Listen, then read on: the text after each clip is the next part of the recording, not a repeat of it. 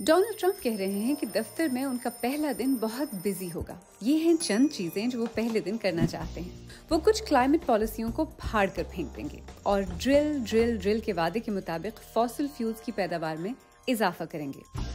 वो 6 जनवरी के Capitol Hill फसादात में मुलविस कुछ अफराद को मुआफ करने का मंसूबा रखते हैं, लेकिन वो सबको मुआफ नहीं करेंगे क्योंकि बकौल उनके कुछ अफराद थोड़े काबू से बाहर हो गए थे।